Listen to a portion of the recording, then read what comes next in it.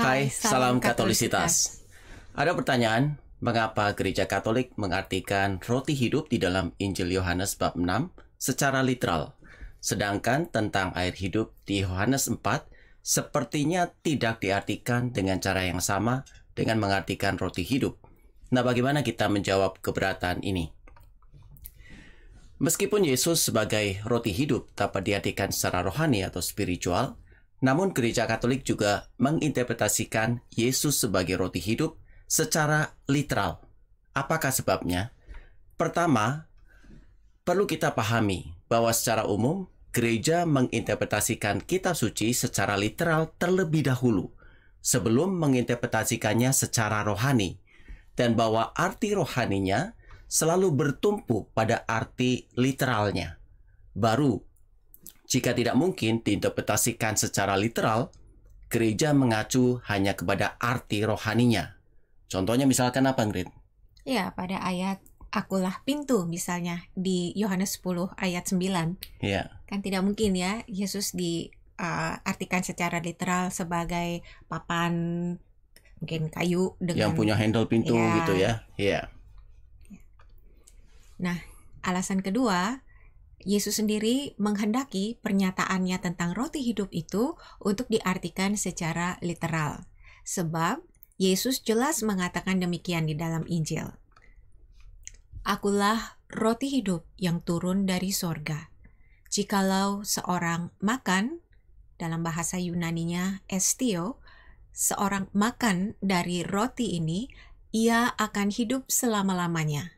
Dan roti yang kuberikan itu ialah dagingku, sarx, ya, yang akan kuberikan untuk hidup dunia. Ini dikatakan di Yohanes 6 ayat 51. Di sini Yesus memperjelas bahwa roti itu adalah dagingnya sendiri. Lalu di ayat-ayat berikutnya dikatakan demikian. Sesungguhnya, jikalau kamu tidak makan, estio, daging, sarx, anak manusia, dan minum, pino, darahnya, kamu tidak mempunyai hidup di dalam dirimu.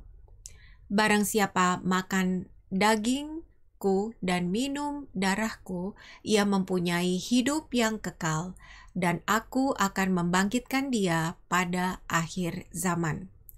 Sebab dagingku, sarx, adalah benar-benar makanan dan darahku adalah benar-benar minuman. Ini dikatakan di Yohanes 6 ayat 53 sampai dengan 55. Di ayat-ayat ini, Yesus menyatakan secara langsung atau eksplisit bahwa yang pertama, dia sendirilah sang roti hidup itu, dan ditegaskan lagi dengan perkataan bahwa roti itu adalah dagingnya atau sarx, tubuhnya sendiri. Yang kedua, Yesus mensyaratkan bahwa untuk memperoleh hidup, yaitu hidup yang kekal, seseorang harus makan, dalam bahasa aslinya estio, tubuhnya, dan minum, dalam bahasa aslinya pino, darahnya. Yang ketiga, kata makan atau estio adalah kata yang secara umum diartikan literal, sebagaimana digunakan di banyak ayat kitab suci lainnya. Misalnya di Matius 12 ayat 1, saat Yesus memetik gandum dan memakannya. Sungguh-sungguh memakan, ya. Dan seterusnya ayat-ayat lainnya di Matius 14 ayat 21, Matius 26 ayat 21, Matius 26 ayat 26, Markus 7 ayat 3, Lukas 6 ayat 1, Kisah Para Rasul 27 ayat 35, dan seterusnya. Yang keempat, kata daging atau sarx yang digunakan di sini sama dengan kata yang digunakan dalam Yohanes 1 ayat 14. Firman itu telah menjadi daging atau sarx. Firman Allah itu memang sungguh-sungguh menjadi daging secara literal dalam diri Yesus, ya. Bukan hanya bayangan atau kiasan. Sang Putra Allah itu sungguh-sungguh secara literal mengambil rupa manusia.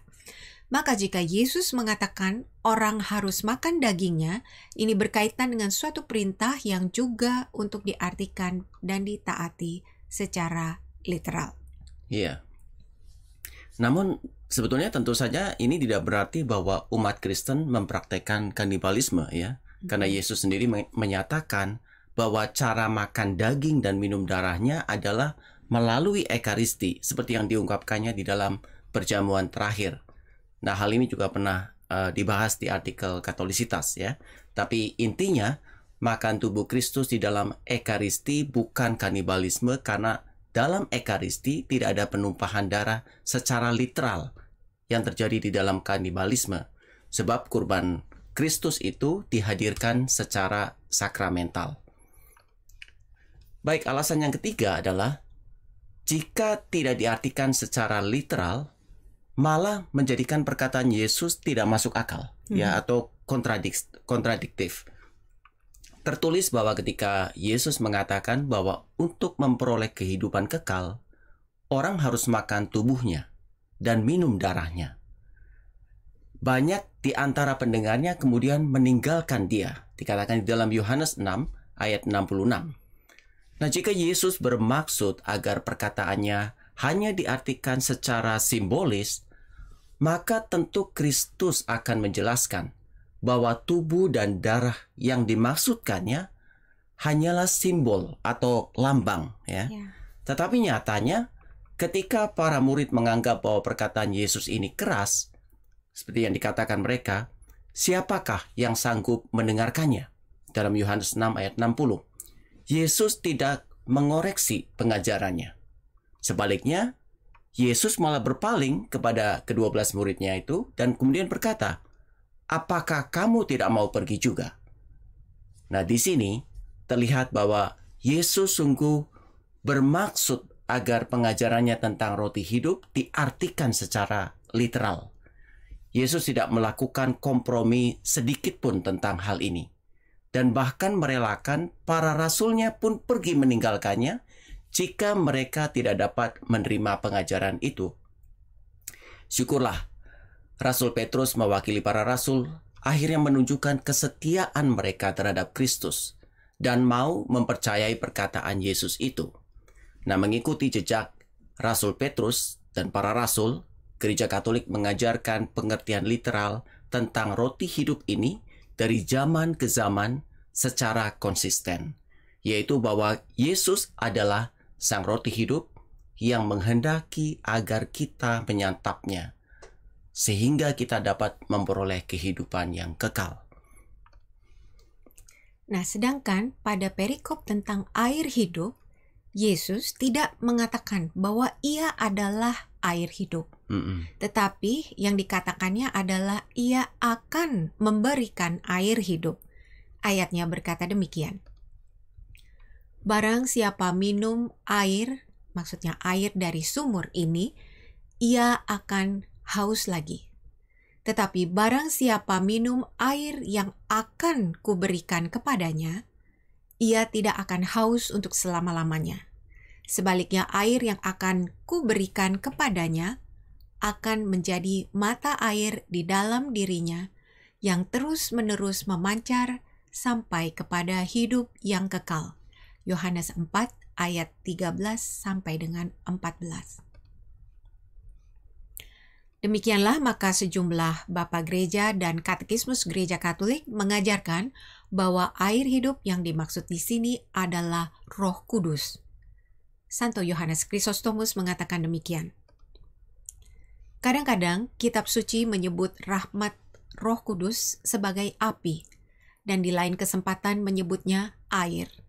Dengan cara ini, dinyatakan bahwa istilah-istilah itu bukan penjabaran tentang esensinya, maksudnya esensi dari Roh Kudus, tetapi tentang cara kerjanya. Sebab Roh Kudus yang sederhana dan tidak kelihatan, tidak terdiri dari substansi atau wujud yang berbeda-beda. Karena itu, Yesus menyebut Roh Kudus dengan api untuk mengacu kepada sifat hangat dari rahmat dan kuasanya untuk menghancurkan dosa. Namun ia juga menyebutnya air untuk menggarisbawahi sifat membersihkan yang dapat dilakukannya dan penyegaran yang besar yang dapat disediakannya bagi jiwa-jiwa yang menerimanya.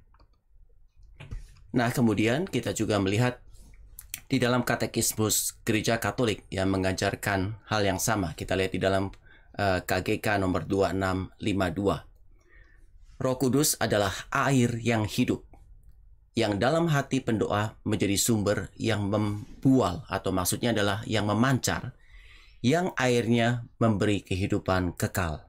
Yohanes 4 ayat 14.